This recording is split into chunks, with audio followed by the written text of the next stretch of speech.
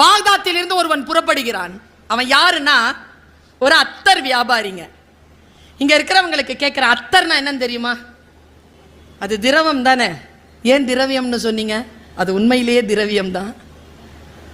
அது வாசனை திரவம் அல்ல, அது வாசனை செல்வம். அவன் சொல்லுகிறான், ஒரு அவுன்ஸ்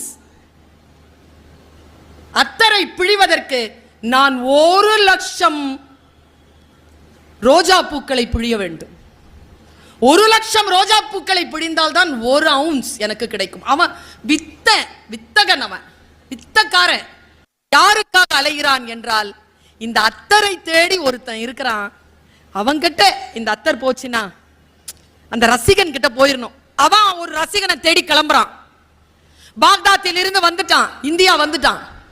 ஆனால் இந்தியாவில் இருந்து அவன் ஹைதராபாத் வரணும். ஒரு குதிரையை வாங்குகிறான். வாங்கிட்டு நேரா இங்க வரான். இவ்வளவுதான் கதை. நேரா வரான் இளைஞன். வந்து இறங்கும் போது அவனுக்கு இந்திய அரசியல் தெரியல. நேரடியாக நாம் நிசாம சந்திச்சிடலான்னு பாக்குறான். நிசாம சந்திக்க முடியாது. அதுக்கு கீழே ஒருத்தன் இருக்கிறான், திவான். அந்த திவானை சந்திக்கணும். நேரா திவான் கிட்ட போறான். திவான் வா அப்படின்றான். நல்ல பெருத்து இருக்கிறான். வாயில அந்த ஹுக்கா இருக்கு. என்ன எங்க வந்த அப்படின்னு உடனே அவன் தன்னுடைய அந்த வெல்வெட் பேழையிலிருந்து எடுத்து சந்தன மூணு கொண்டு வந்திருக்கான். அவன் குப்பி, ஒன்னு சந்தனம், ஒன்னு மல்லி, ஒன்னு ரோஜா.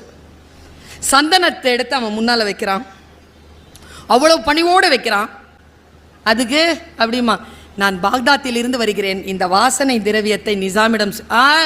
நிசாமெல்லாம் பார்க்க முடியாது, அதை அப்படியே விட்டுட்டு போ அப்படிமா. உள்ள இருந்து ஒருத்தன் அந்த பேழை எடுத்துட்டு போயிடுவான். 2 இப்போ மிச்சம் இருக்கு. 3 இருந்ததுல 2 தான் மிச்சம் இருக்கு. அடுத்த ஒரு அதிகாரி கிட்ட போவான், மல்லியை எடுத்து தருவான்.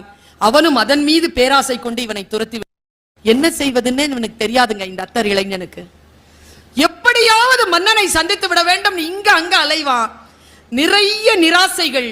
கடைசியா ஒரு உண்மை தெரிய வரும். ஒருத்தன் சொல்லுவான், 5 ரூபாய் காசு வாங்கி கொண்டு ஒருவன் சொல்லுவான், இன்னைக்கு இந்த மாசம் கடைசி வெள்ளிக்கிழமை தொழுகைக்கு முன்னால நிசாம் கோட்டையை விட்டு வெளில வருவாரு, அப்போ நீ அவர்கிட்ட சட்டுன்னு கொடுத்துரு, நான் ஏற்பாடு பண்றேன்மா. இவன் வெயிட் பண்ணிட்டு இருப்பாங்க. காலை 11 மணி உள்ள இருந்து வருவார், குதிரையில வருவார் நிசாம். நிசாம பார்ப்பான். கொஞ்ச நேரத்தில் இதோ எடுத்து அவரிடத்தில் நீட்டி விடலாம் என்று இப்படி குனியும் பொழுது ஒரு போலீஸ்காரன் வந்து கையை பிடிச்சிரும். எதுக்கு இங்க நிக்கிற? தர தர தர தர இழுத்துட்டு போவாங்க. குதிரை அப்படி கடந்து போயிட்டு இருக்கோங்க. அவன் என்ன தெரியுமா பண்ணுவான்? இந்த கையில பிடிச்சிருந்ததை அப்படி அப்படி சுத்துவாங்க.